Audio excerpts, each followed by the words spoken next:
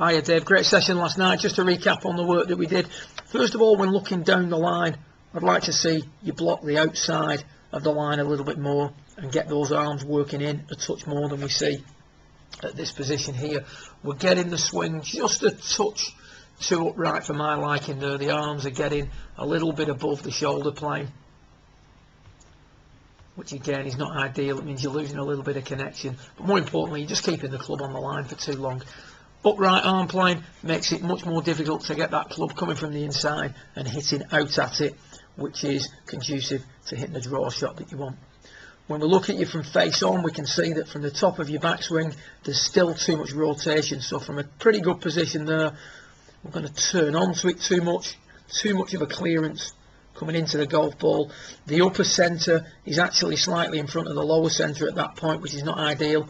And what we'd want to see is a situation where we're moving the lower centre forward whilst keeping the upper centre stable. You can see there now we've got a bit of spine tilt. That's going to give us both trajectory and allow us to keep the club coming from the inside, or keep the arms coming from the inside.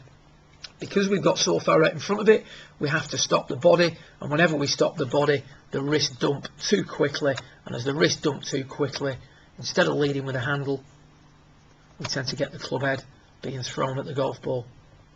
Now when viewed from down the line, and this is where the cut comes into play, we get way too much out in front of it with the body.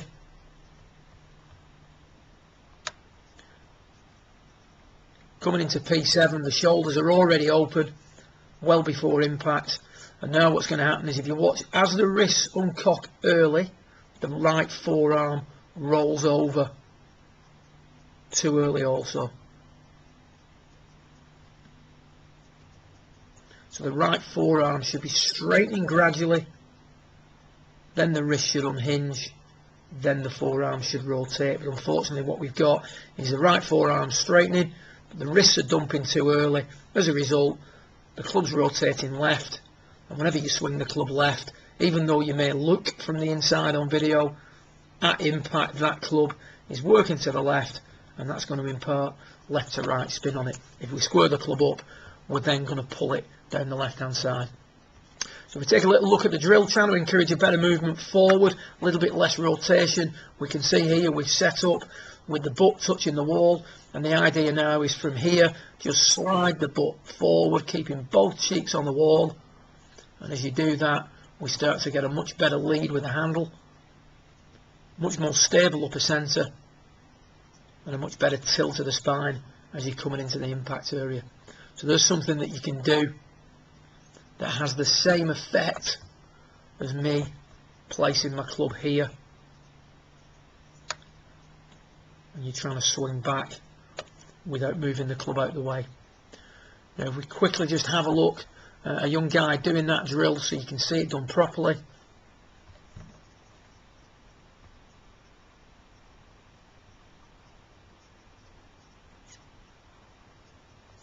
We can see now that from a very good backswing position, he's going to try and keep his head away from the shaft.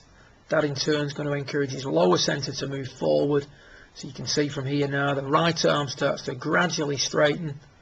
Still got the hinge in the wrist, straightening the right arm. Now the wrist can start to uncock. Then the forearms rotate gradually from P7 to P8. So the key thing for you, Dave, is to stabilise that upper centre. Feel that you're moving forward more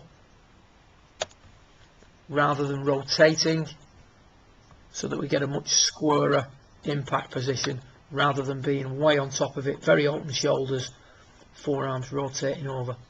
Having said that, you are playing well, you are hitting it well. It's just a work in progress, and we've got to keep chipping away at it for the rest of the season. Good luck, and speak again soon.